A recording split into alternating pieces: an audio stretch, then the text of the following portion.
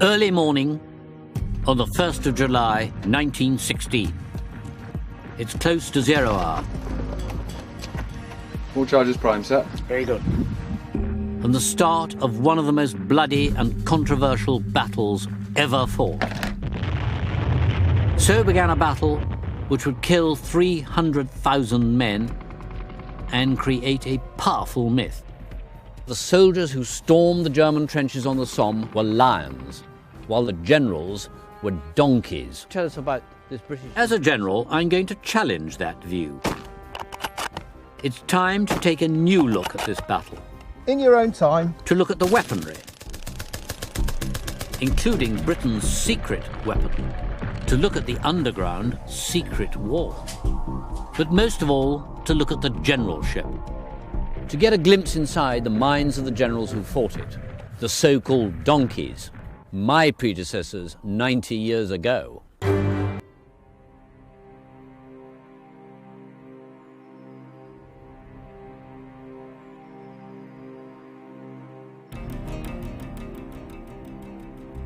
I have commanded men in battle.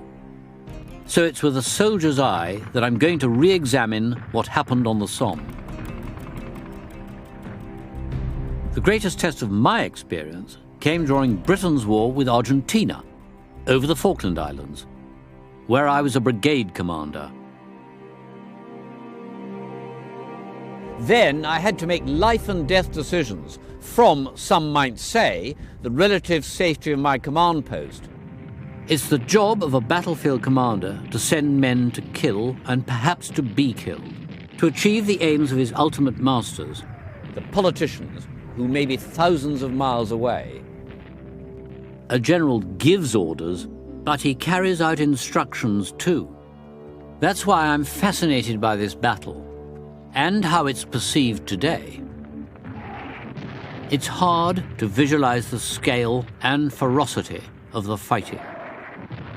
Just on day one, there were 58,000 casualties, 19,000 of them killed. To put that in context, it's more than 5 times the total Allied ground force casualties on D-Day in World War II. During my command in the Falklands, I was under no illusions that casualties must be minimized. Not just because that's the aim of any humane commander, but because of how it would play for the public and the politicians. The Somme was different, but not because British generals were incompetent or inhumane.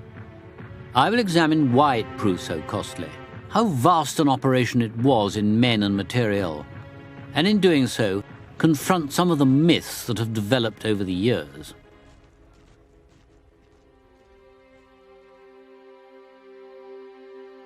The Somme region of France, roughly 100 miles due north of Paris, takes its name from the meandering River Somme.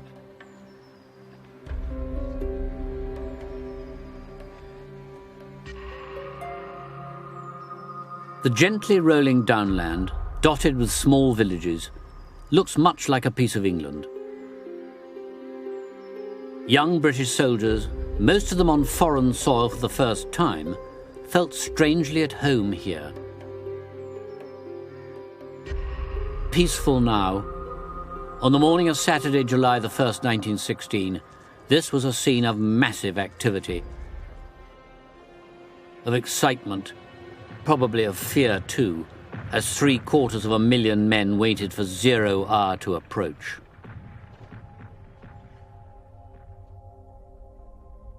So what were the British trying to achieve? That's as good a question today as it was 90 years ago. The battle was forced on the British, not by their enemies, but by their allies, the French.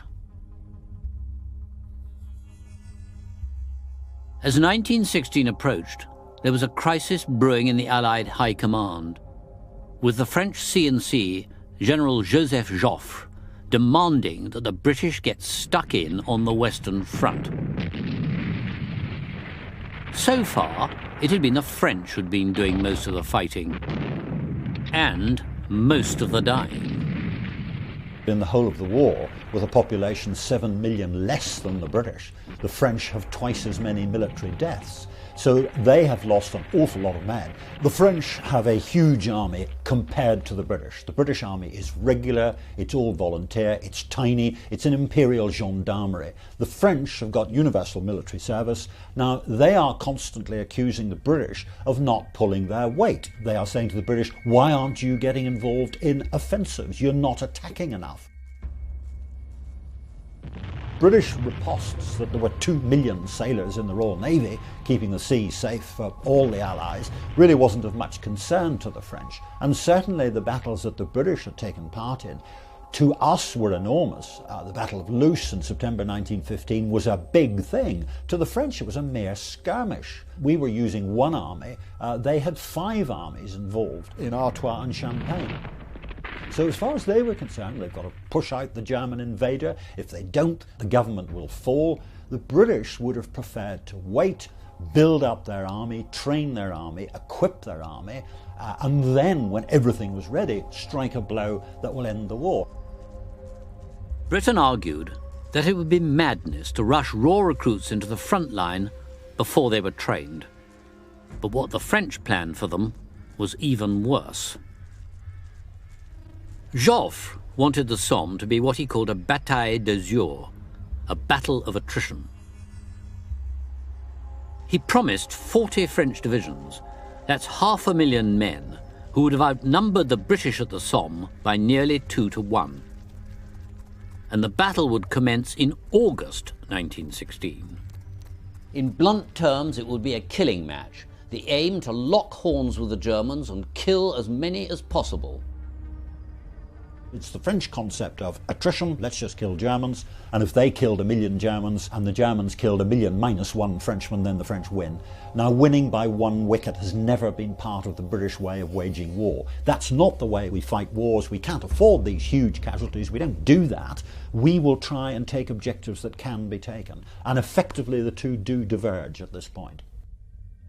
The general given the task of managing the greatest British offensive of the war so far was this man, Sir Douglas Haig. Often accused of being the principal donkey, the judgment of history can be fickle. Haig has been grossly maligned. I mean, this is the man who took a tiny British army, had to deploy it, train it, fight it, until in 1918 it's the only army on the Western Front capable of defeating the Germans militarily in the field. It's Haig's army that does it, it's Haig's victory. And at the end of the war, everybody believed it was Haig's victory, both the public and his soldiers. And indeed, when he died, several 100,000 of his old soldiers marched past the body. He was revered, he was seen as the man who'd won the war. Haig didn't believe this was the right time to throw his men into battle, nor the right place. There were far better strategic targets elsewhere. At this point in the war, German U-boats posed the greatest threat to Britain's survival, by threatening to cut her shipping lifeline, bringing food and war materials from overseas.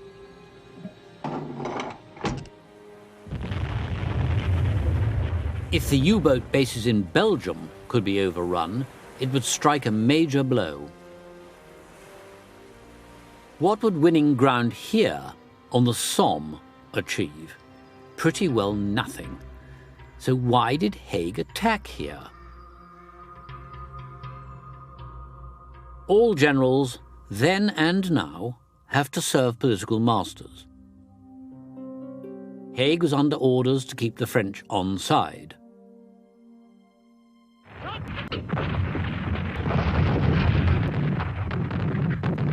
After February 1916, he was left with no choice but to obey. It was then that the Germans launched their own massive assault on the fortress city of Verdun.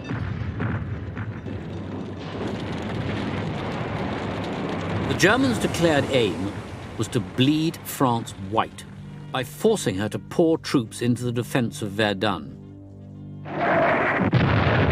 Now the French insisted that Haig must attack as soon as possible on the Somme to draw off German forces from Verdun. But instead of 40 divisions, the French could only spare 5. And the August start date must be pulled forward to June or July at the latest.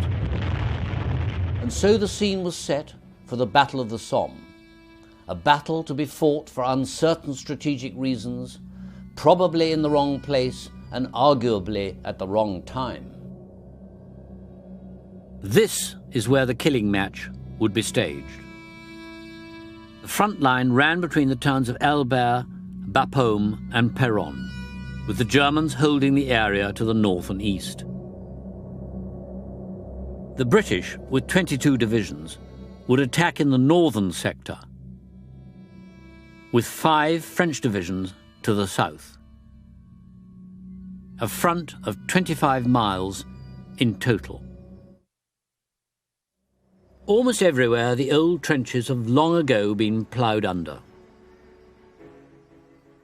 One small section of trench lines has been preserved, near Beaumont Hamel, scars in the earth which are still a powerful reminder of July the 1st, 1916. At 7:30 the whistles blew and they climbed out of this trench. One of the most enduring and heart-rending images of this battle is of young men walking slowly forward into withering machine gun fire and being slaughtered.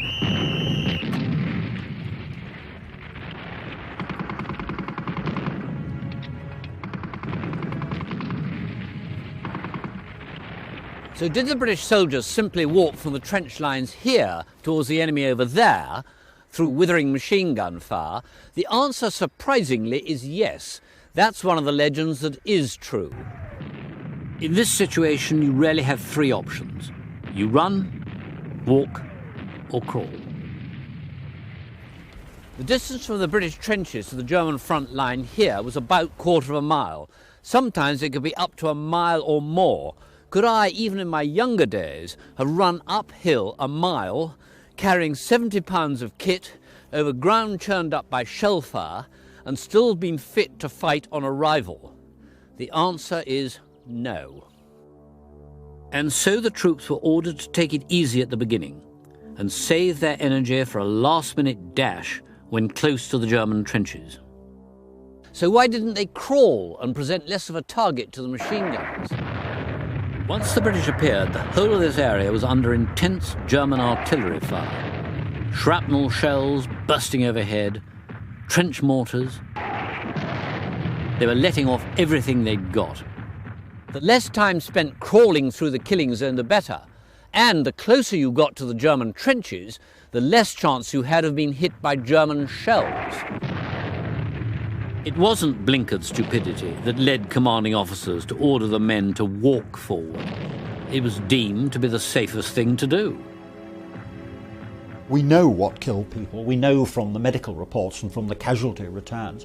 And in fact, it's a minority that are killed by bullets. It's about 39% of all British deaths are caused by small arms bullets. Now, that's either rifle or machine gun. We don't know which. The overwhelming number of deaths are caused by artillery, and that's about 58%. That's what does the killing. This is an artillery war.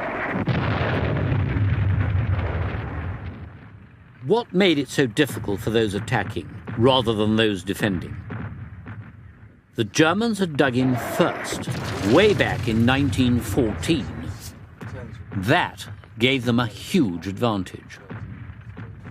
They'd bagged the best spots. Just as I would, they looked for the dominating ground, the easily defended village, the wood providing cover for artillery. British trenches were dug second, in effect laying siege to the enemy. In some sectors, when they finally captured the German trenches, the British were horrified to see how overlooked their positions had actually been. Why were the German defences so strong and so deadly? They'd been subjected to massive bombardment since the 24th of June. A staggering 1,700,000 shells were fired in total from more than 2,500 guns. The barrage went on round the clock at a rate of nearly 3 shells a second, night and day. The thunder of the guns was audible in London, 180 miles away.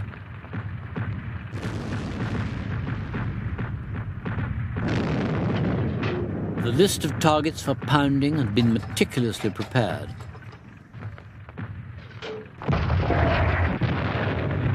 Not only the German front-line trenches, but also their second and third-line defences, as well as supply routes and stores.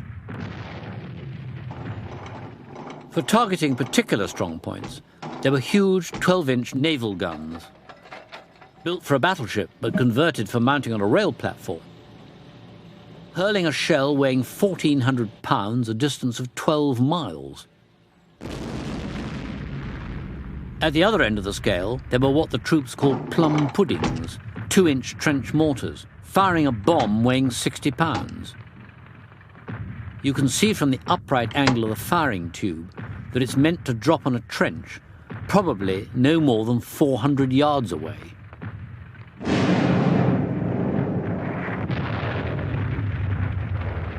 Never before in military history had there been a bombardment of this intensity. The entire Allied battle plan was based on the concept that the artillery would give the Germans such a mauling that the troops would merely have to mop up. Why wasn't that the case?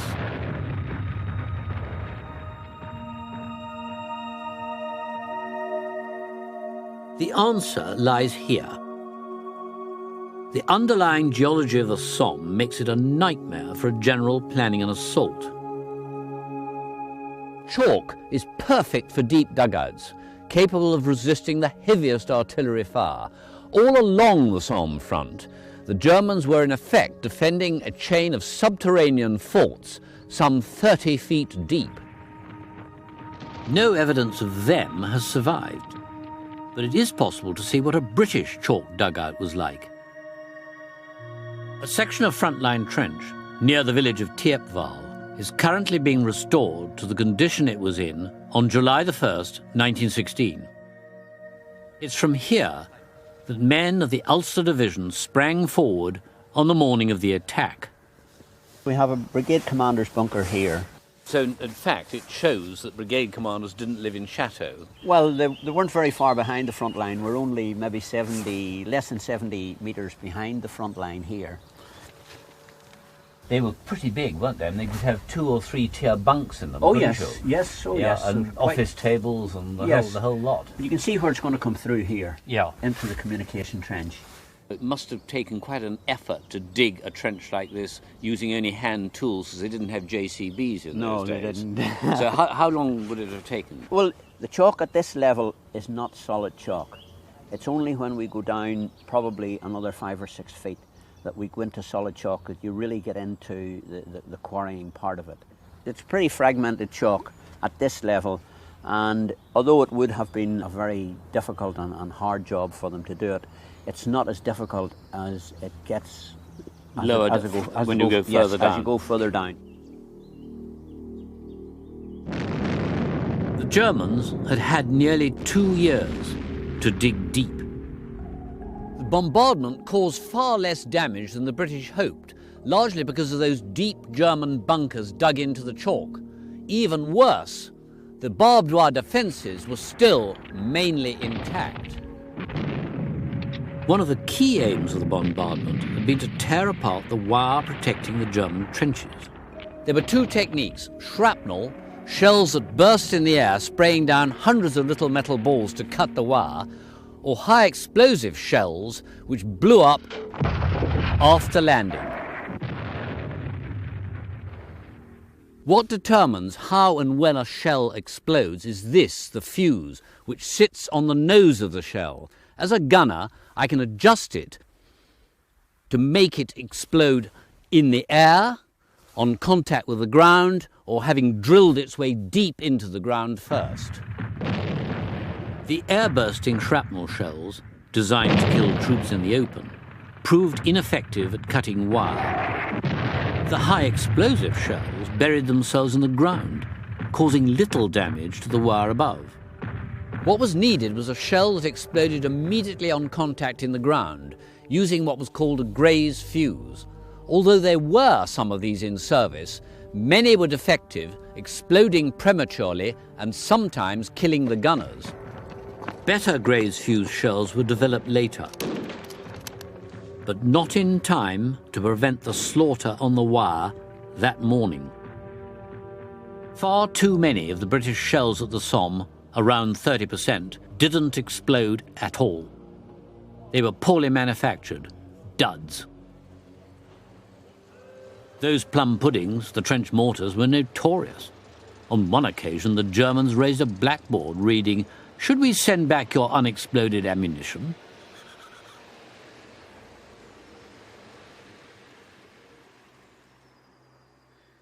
Farmers on the Somme regularly plough up unexploded shells to this very day.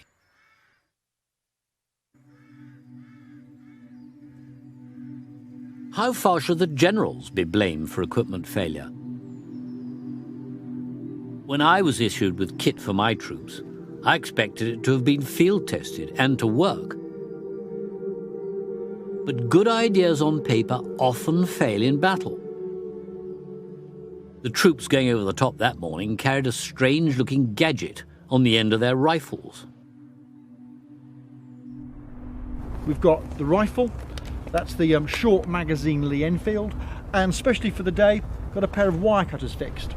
What happens is you push the wire cutters against the wire, and as these pull back, little levers close up and those jaws clamp around the wire, and that should snip neatly through the wire. It works brilliantly on British wire, just doesn't cut German wire. It's impossible to judge how well the British generals performed or understand why controversial decisions were made without considering the huge scale of the operation, both in manpower and material. People always take great interest in the actual fighting. They think that Tommy with his bayonet, that's what it's all about. But actually, you can have the best troops in the world, superbly equipped, brilliantly led, wonderfully trained. But if you can't move them and feed them and resupply them and tend to them when they're sick, you can achieve absolutely nothing. And successful generals are those that understand logistics. The logistics behind the Somme campaign were complex and brilliantly handled. Establishing the army on the Somme was rather like, in population terms, creating a city the size of Edinburgh.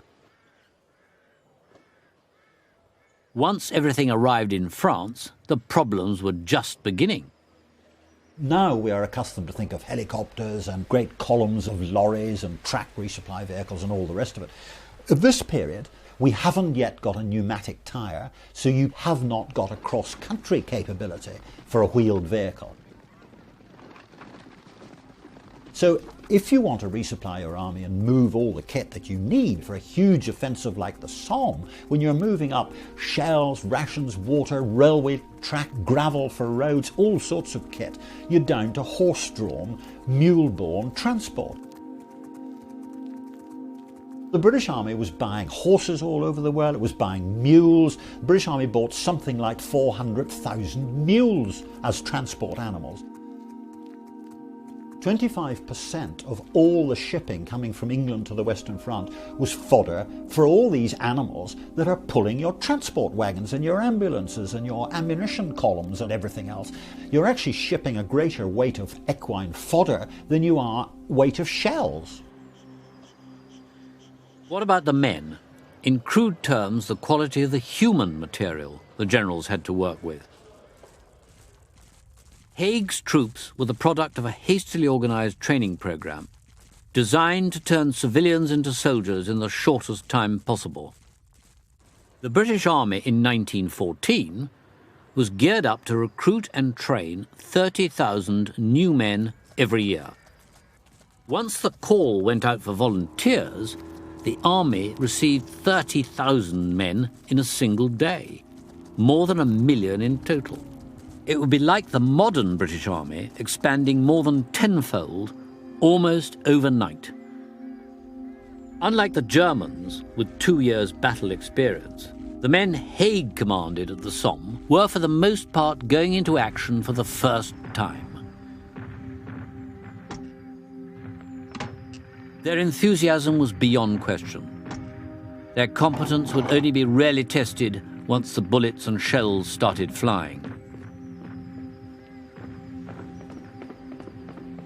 Would we have won in the Falklands if my men were all essentially amateurs? Probably not. In one branch of warfare, sometimes overlooked in this battle, Haig's men proved to be the best in the business. Long before 0 hour, another extraordinary aspect of this battle was already being played out, deep beneath where I'm now standing. While the Germans were being pounded by shells from above, a top-secret operation was underway to attack them from below. Here again, Allied commanders were pushing the boundaries of warfare with offensive mining on a scale never seen before. The mines required digging tunnels snaking towards the enemy trench line, often 50 to 100 feet deep and stretching for hundreds of yards. At the Somme, there were 17 such tunnels. A chamber was hacked out at the end of the tunnel, into which was packed thousands of sacks of an explosive called ammonal. A team, including ex-military engineers, are exploring remaining British tunnel systems in northern France, exactly like those cut beneath the Somme in 1916. We're now about 70 feet underground, and this tunnel we're in at present runs parallel to and just ahead of the front line.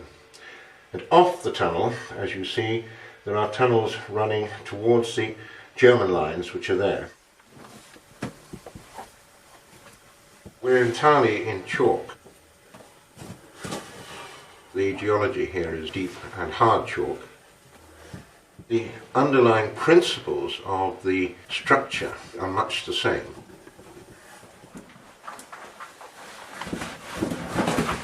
Building them took great courage and enormous effort.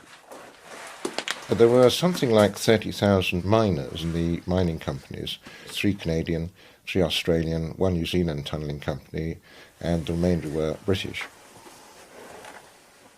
In addition to those miners, there would be perhaps 500 infantry attached to every mining company when it was operating. So you're talking of at any point of time, perhaps 50,000 men engaged in mining, and the logistic effort was enormous. So the timber needed, the explosives and moving the spoil, etc. It was vital to keep the location of the tunnels secret right up to 0 hour. Dumping a huge pile of chalk removed from the tunnels anywhere near the entrance would be spotted right away by the Germans. So they had to remove this well away from the lines and conceal it. They bring it out of the tunnels in sandbags generally onto light railways and move it back to perhaps old quarries where it could be concealed, or they would put it into shell holes, cover over the top with topsoil. They had to hide it.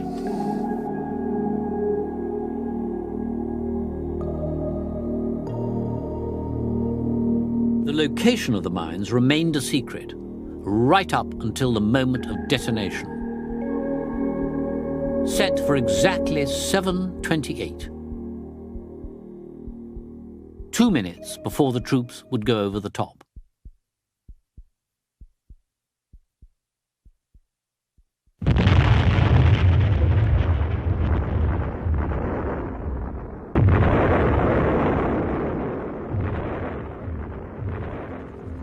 These mine craters, now filled by water on a northern section of the old front line, give some idea of the size of the explosions which resulted.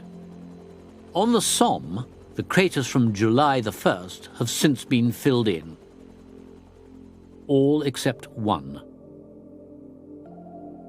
This is the Lochnagar crater, the largest of the mines blown that day, using 60,000 pounds of ammonal.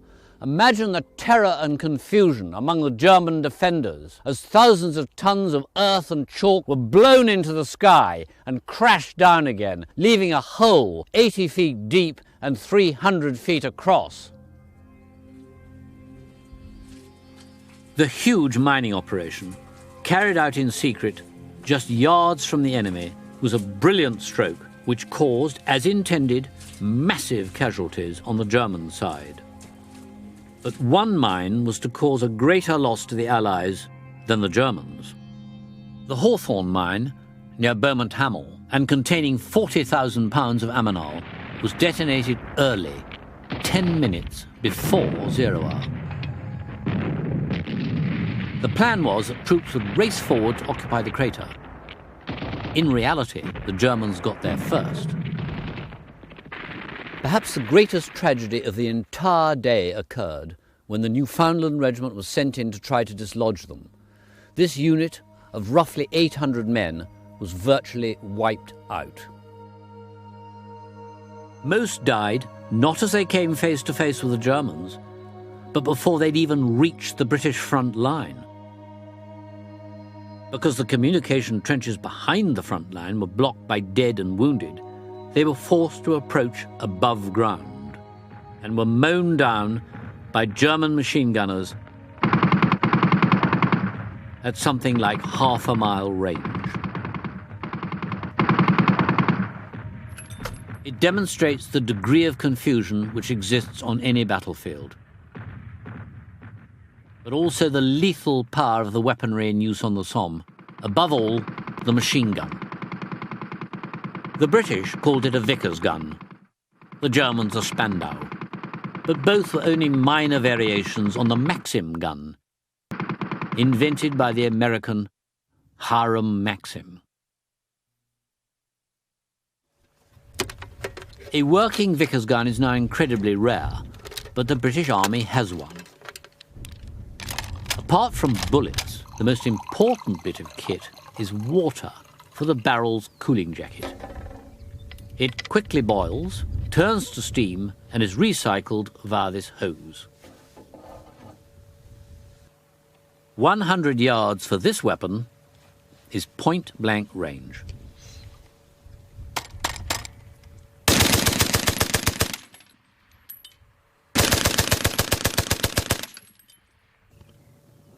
Do you want to go, sir? The rate of fire is 500 rounds a minute. Lift the check levers in your own time. So despite what you hear, it's discharging around 9 bullets per second. And again.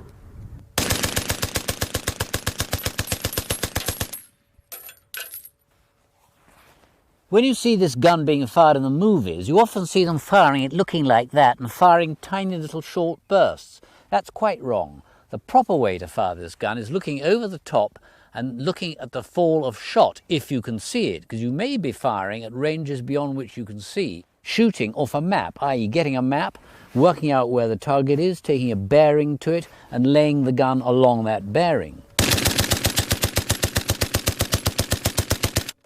I was taught on this gun, because it was still in service when I was a young officer. You lift the lever, press the firing button, and you count 1 banana, 2 banana, 3 banana, 4, which gives you a 4-second burst. You then hit it like that, and you're trained to do it, so you knock the gun off half a degree. Why? Because you're covering what is known as the beaten zone in that way. And you do it again after the next burst, and then back again.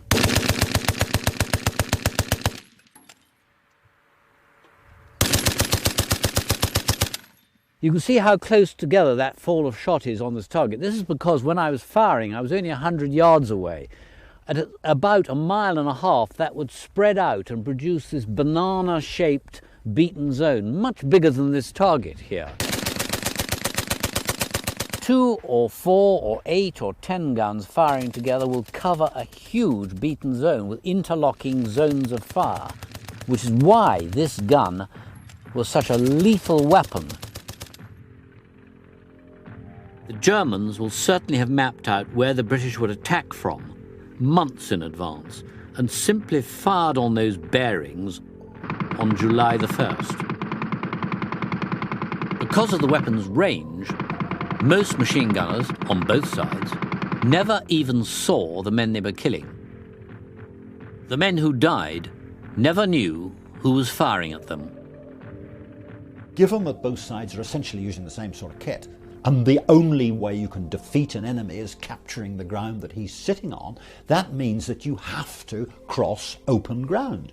And the way to do that without losing casualties will not come along for another 40 years, when eventually an armoured personnel carrier is produced. We don't have that in 1916. We don't have any means of protecting the soldier from the time our own artillery barrage lifts to our man getting into the enemy trench. That's the bit of ground that he's got to cover. He's got nothing to cover him.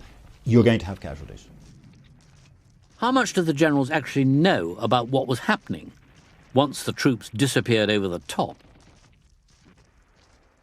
In the Falklands, I was in constant touch with the units forward, as well as those further back, providing fire support, either artillery or aircraft. Nowadays, it's not uncommon for a general to be watching live video pictures relayed from the battle area. Here, communications were unbelievably primitive by modern standards. It's the only war where the commander cannot influence what is happening in real time by his voice. In previous wars, he could see what happens. In future wars, he's got a radio which gives him information in real time. He doesn't have that this time. And the main means of communication is by telephone. Just for the Somme alone, they lay something like 50,000 miles of telephone cable. I mean, that's nearly twice around the world. Huge numbers. Beyond the front line, the telephone was virtually useless. Troops would trail wires behind them, but they were quickly severed by shell fire. The defenders didn't have that problem, so they could order up an artillery strike or reinforcements in an instant. As quaint as it sounds, the assault forces relied on carrier pigeons. Thousands of birds were held ready in mobile pigeon lofts like this. Just how primitive communications were is revealed by these pictures of men about to attack with something strange on their backs. This rather odd tin triangle, every soldier in the 8th Corps had them. It's a piece of tin from a ration tin, and this will glitter, showing observers watching from the rear how far forward you've got. Remember, there's no telephones that you can take easily, and certainly no radios. This is very important to avoid being targeted by your own artillery. The death toll on the Somme was so high because the technology of killing had far outstripped the technology of communication. I wonder how well commanders would have performed in the Second World War, or indeed today, if their communication was still by pigeon post.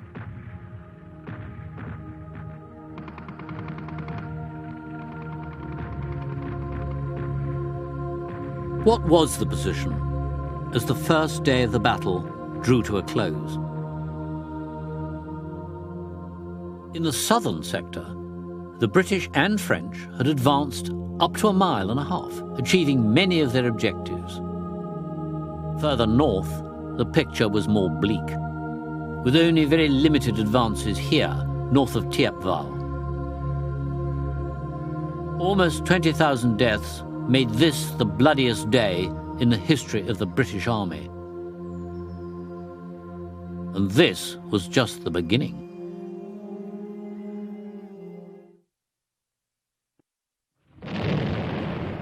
It's sometimes forgotten that the Somme wasn't a one-day battle, but a 4-month campaign, lasting until November.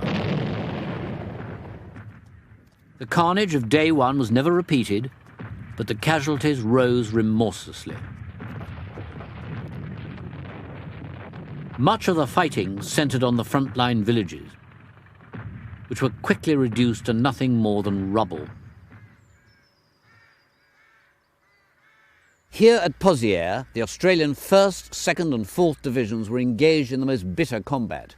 They took the village with vicious hand-to-hand fighting among the ruined houses and cellars. In seizing Pozières, crucial as the highest vantage point on the whole battlefield, the Australians were to lose 23,000 men in 6 weeks, almost as many as fell at Gallipoli over 8 months. Everywhere, the Germans held the advantage of the defender, inside their dugouts and concrete bunkers like these. Faced with staggering losses for so little gain, should Haig have called a halt? Even if he'd wished to shut the battle down, such a decision wouldn't have been sanctioned by the French or indeed the British cabinet. And although the Allies weren't to know it at first, the battle had very quickly achieved its key strategic objective.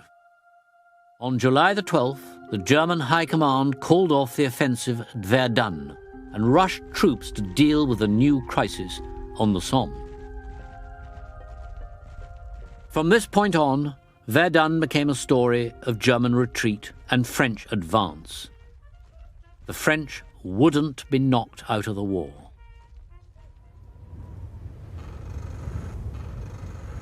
But as summer turned to autumn, was there anything Haig could do to deliver a knockout blow on the Somme?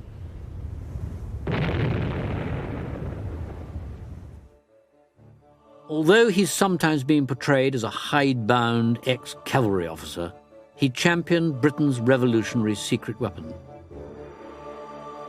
So secret that it had to be shipped to the front in giant sealed wooden boxes, labelled water tanks. The name stuck. The tank made its world debut on the field of battle here in and around the village of Fleur on September the 15th. Haig had asked for 150 tanks to be ready for day one of the Somme. If they had been, the results might have been very much different. As it was, 49 tanks were delivered in mid-September. Top speed was 3.7 miles an hour, not much more than walking pace. They were so noisy inside that the commander and his 7 crew had to use hand signals. The crew risked serious injury just from the way they lurched around, and the armour was so thin that even machine gun bullets could do serious damage. But for crushing barbed wire, providing an element of cover for the infantry, and simply demoralising the enemy, they proved very effective. At Fleur, terrified Germans surrendered in large numbers as the lumbering monsters arrived.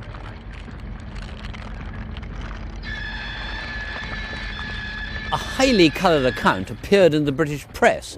A tank is walking up the high street of Fleur with the British army cheering behind. Haig immediately placed an order for another 1,000 tanks to be delivered as soon as possible. The tank is first used on the Battle of the Somme. It has some psychological effect on the Germans, but most of the initial batch that were used broke down, were knocked out, went on fire, got into shell holes and couldn't get out again. But people could see the potential. Taking the lessons of the use of tanks on the Somme, as time goes on they get better and better and better. By 1917 they're quite useful. By the end of the war the British are very good at the use of tanks.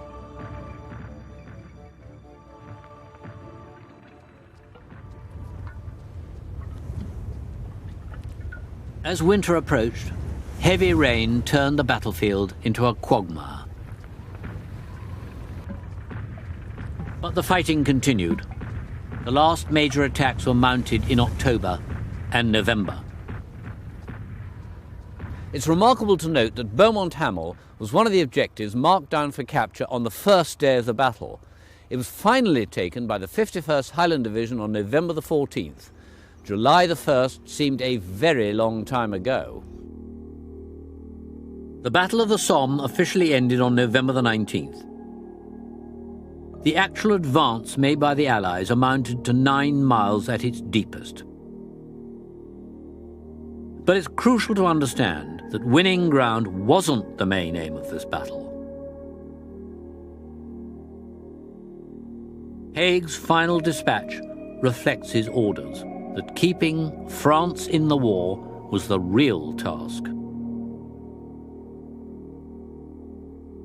So, who won the Battle of the Somme?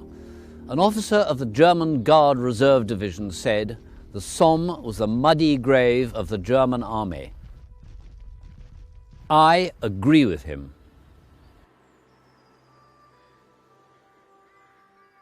It's a striking phrase which sums up the brutal arithmetic of this terrible battle. British and Dominion casualties total 420,000, of whom 127,000 were killed. French losses were 200,000, killed, missing and wounded. Estimates of German losses vary between 500 and 600,000. Despite holding all the advantages of defence over attack, their losses were almost as great as the Allies, and this proved crucial to the outcome of the war. The key figure in the German High Command, Erich Ludendorff, declared that his armies could not withstand another Somme.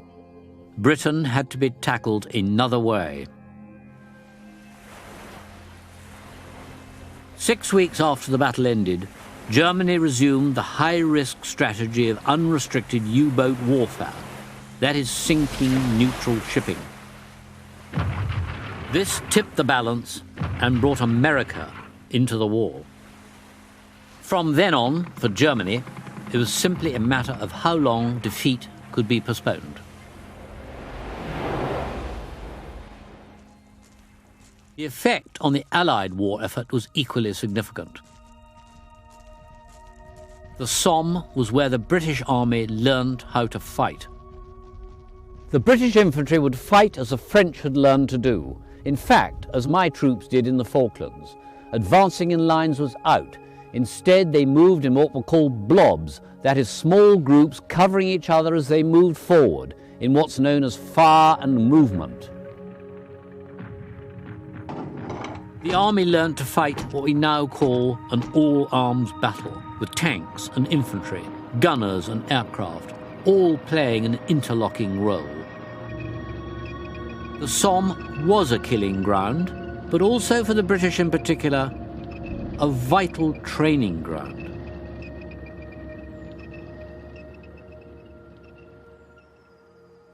The graves remain as a reminder of what these lessons cost. Could such a thing happen today, with 24-hour news coverage of war, with pictures of thousands of body bags being returned home? Perhaps our concept of what war should be has changed in the last 90 years. But it would be wrong to imagine that the public was kept in the dark about the scale of losses on the Somme. They could see the lists in the newspapers. They could see the hospital trains unloading in public railway stations. They had relatives and friends at the front. They knew what was happening. They understood that this was a necessary war that had